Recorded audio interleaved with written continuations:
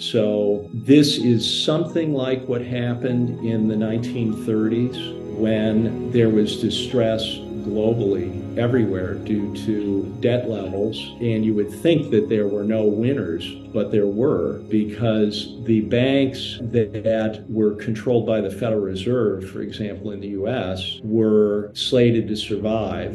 9,000 banks in the United States were forced into failure. The people who had money in those banks lost all their cash, but their debts were not canceled. Their debts were then consolidated into the Federal Reserve System and enforced. So people that were in debt were in trouble. Even wealthy people lost everything. The difference this time around is they're not going after just property that is encumbered by debt. They've engineered this so they can take things, all securities as collateral, from people and entities that have no borrowings against them. They own them clear and outright. Now, let me give you an example as an analogy to explain the horror of this. So you have bought a car and you paid cash for it. You think you're being very conservative. You have no debt against the car.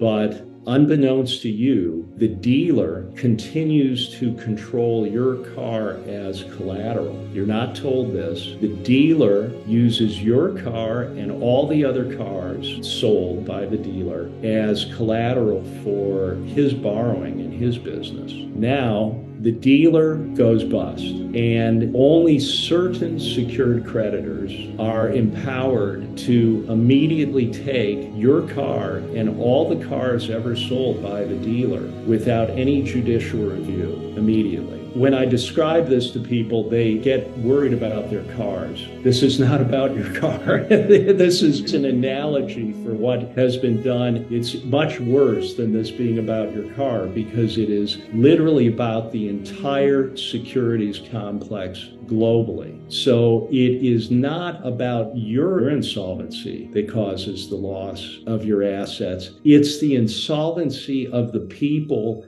that secretly used your collateral as their property without telling you that or disclosing it.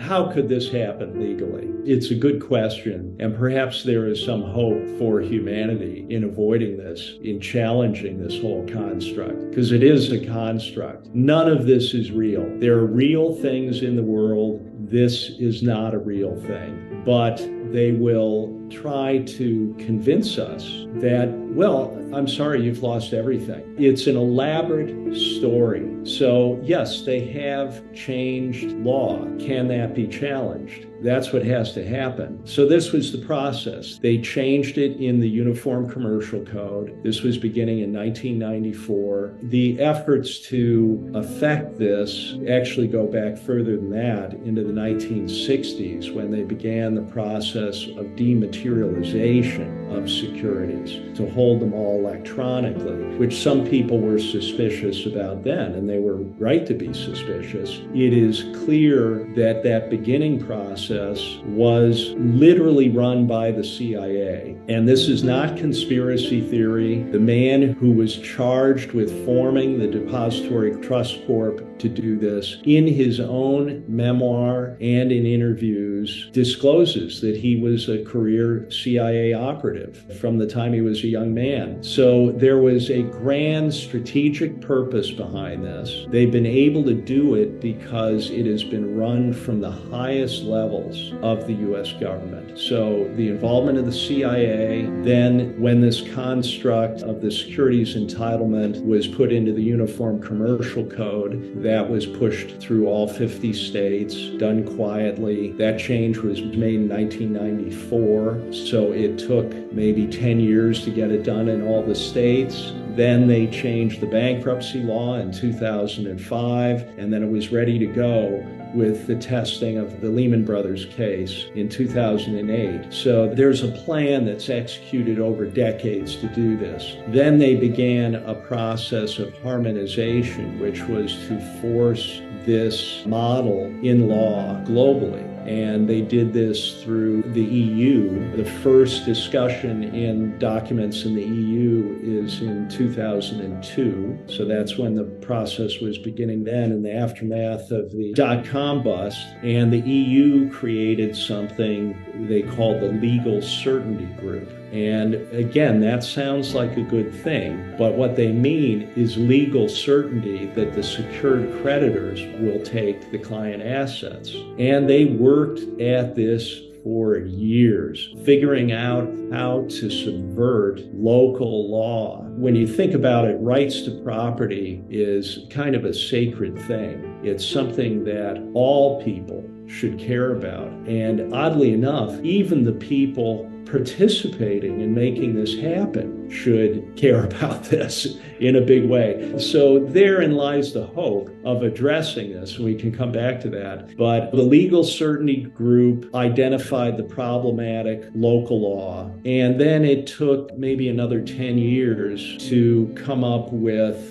this CSDR regulation, Central Securities Depository Regulation in 2014, that mandated the transport of the collateral from the local or the national level, Central Securities Depository, where people think they own their things outright. Their record of ownership is there, and the securities are transferred up to this international Central Securities Depository level and then on to the central clearing counterparties. So it has been done in law. It's been done legally. It must be attacked legally. It must be dismantled legally.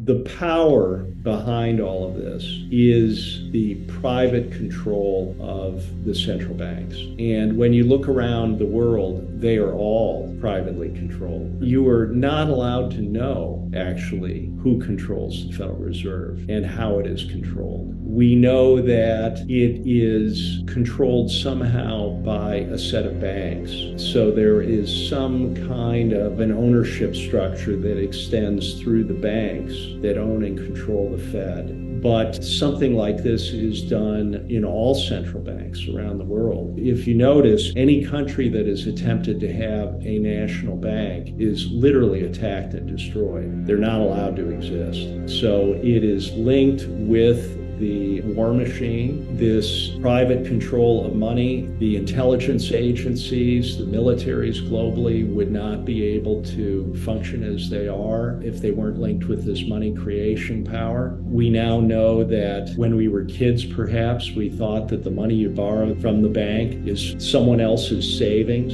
that they're giving you. It's a zero-sum game. I think we now know with the scale of the money created during the COVID period that that is not the case. The scale outstrips any real world activity, and it's just created out of thin air. So this is the power that controls everything. They control all political parties, all governments, all the major corporations, the media, and this was the case leading into the 20th century. In this period when the velocity of money was collapsing, that is basically a collapse of their control system. The money is a very sophisticated control system because it requires almost no energy input. People are directed by chasing money incentives, but this power through chronic overuse, when it reaches this point where no matter how much money is created, it's not translating into actual economic growth, then it goes into a financial bubble, and then you get the major collapse of the whole system.